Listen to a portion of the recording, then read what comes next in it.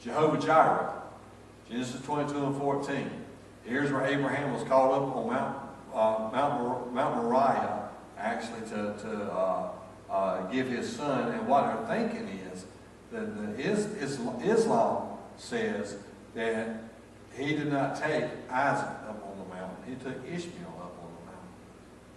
And so the covenant is with Ishmael, not with Isaac. But we know different. The Bible plainly tells us it was Isaac. So Abraham, Isaac, Jacob. So Abraham called the place when he got ready to kill him. And the Bible says, if you look at all the tenses, when he actually took the knife. It's a picture of Calvary because they had to go up the mountain. And as they went up the mountain, Isaac carried his wood for the burnt offering. He carried it on his back. Again, Jesus carried a cross on his back. And then the Father was to bind the Son and to kill him. Men do not have the power to put Jesus on the cross. Okay? Our sin and the penalty of sin and God's penalty. So you can say, so you look at that and you see what's going on again. Isaac and Calvary, it's just like this. It's amazing. The difference is, as he come down to kill out, and he was willing because he was 17 and his daddy was 100. Don't you know he could take him? Daddy was 117, wasn't he? Well, like that, yeah. Yeah, 117. So can you imagine this? He could take his daddy down. But he was obedient to the Father. Jesus could have called down legions of angels. But he was obedient to the Father. Also, if you look at all of this, this is an amazing thing. He goes down to kill him, and as he's going down, there's a ram caught in the thicket by the horns. And so he says, God says, stop. I see now you're not going to withhold your son, your only son, your beloved son. He wasn't even talking about Ishmael. He said, your only son. Wow. He said, who you love. And so since you won't withhold from me, I won't withhold from you. He has the ram in the thicket. And then he says, my son is going to take his place. And so Jesus took his place thousands upon thousands of years later, 2,000 years later. But when he does it, he comes up and in the area of Mount Moriah. Some say Mount Moriah is where the temple was built. Some say Mount Moriah was Calvary was at. And nobody really knows exactly. But I would think either the temple or Calvary would be an awesome thing. But since Isaac was saved there, I would think that Jesus would not be saved in the same spot, Mount Moriah. Okay? So here we go. The Lord will provide. And to this day it is said, on the mountain of the Lord it will be provided.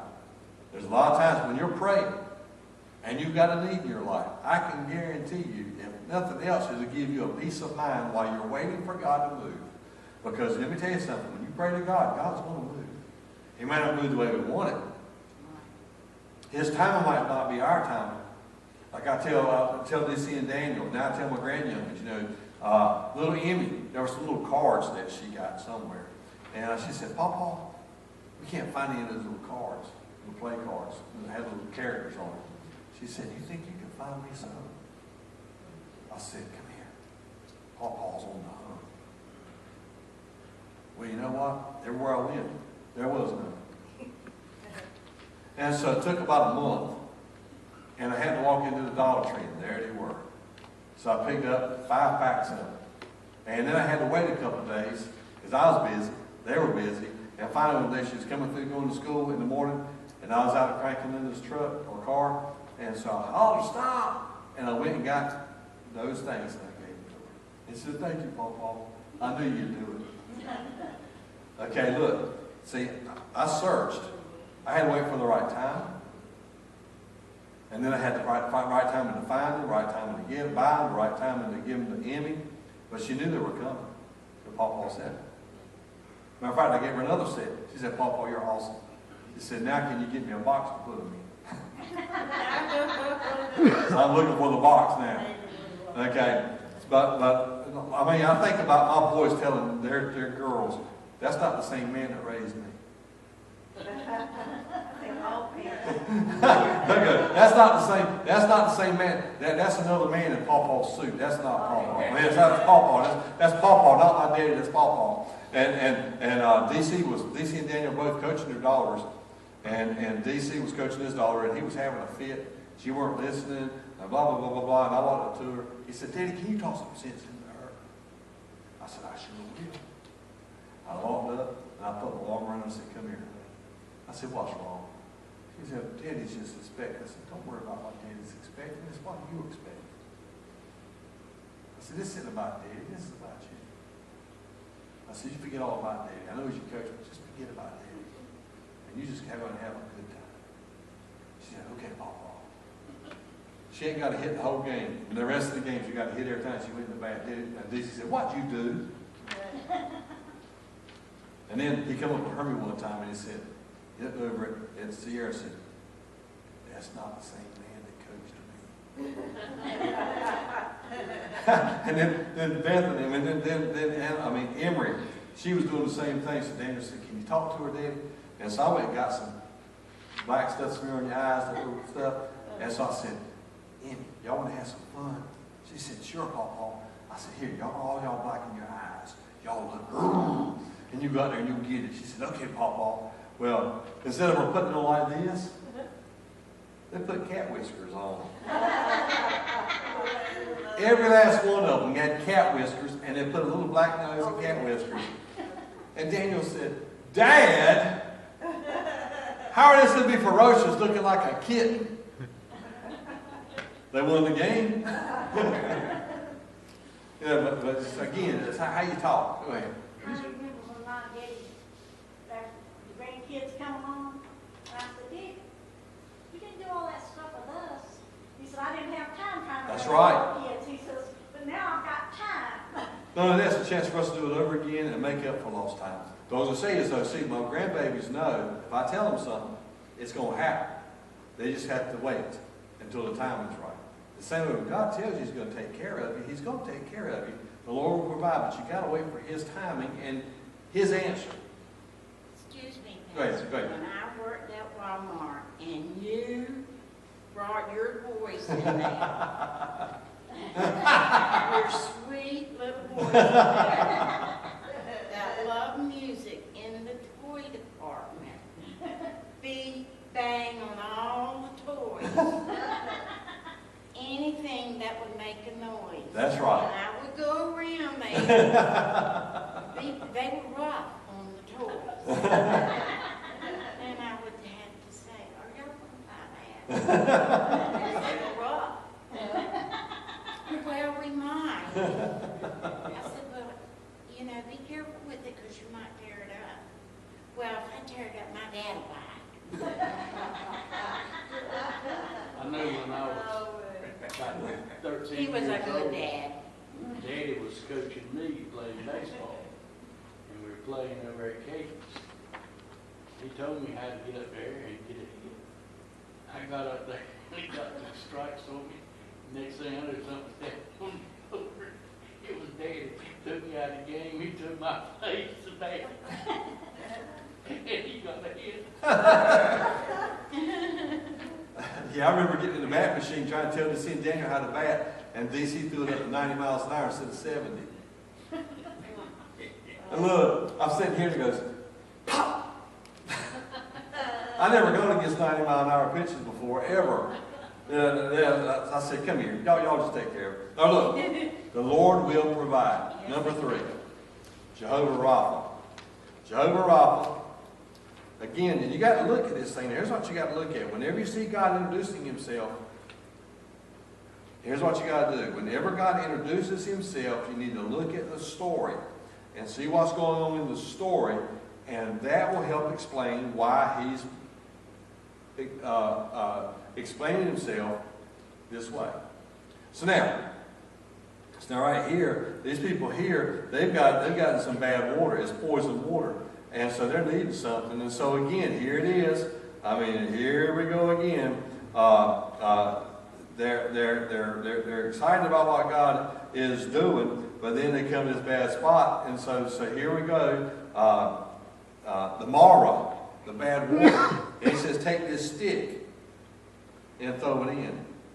Well, again, it represents Calvary. That's what it represents. Take this stick, throw it in the water, and when you throw the stick in the water, it'll take the bitter waters and make them sweet. It'll take the poison out of it. In our lives, if we can apply Calvary to our situations, it'll take the sting out of it.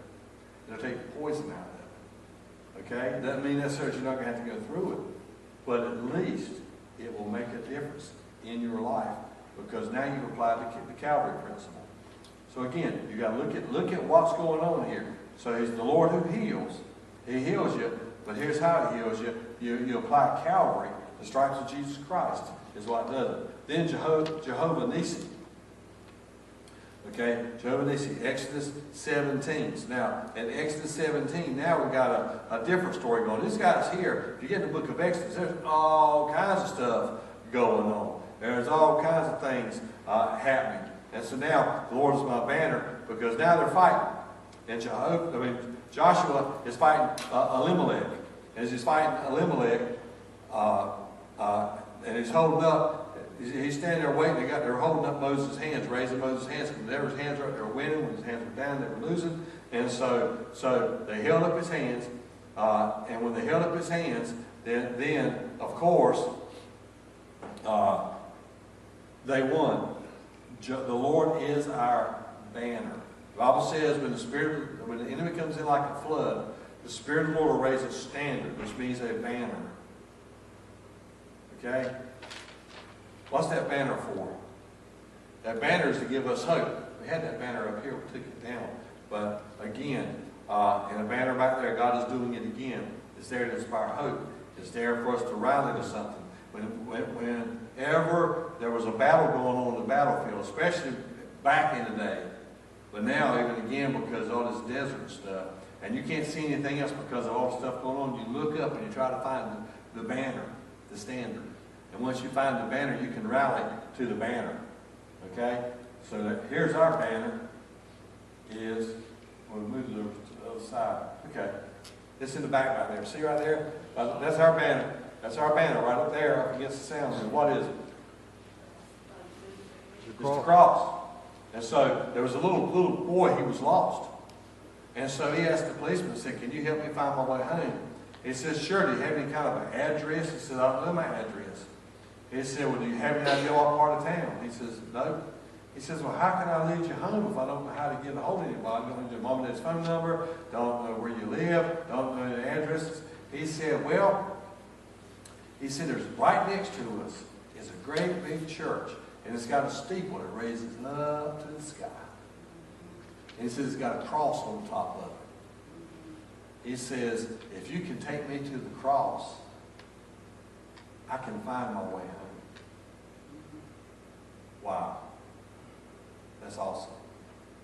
All this stuff so far, everything we've seen, has had something to do with Calvary. Have you noticed that? It's amazing. So God's prophesying about Calvary coming up, and they have no idea when he uses these words. Something popped in my mind, and I didn't have a songbook up here, but when you talk about the banner,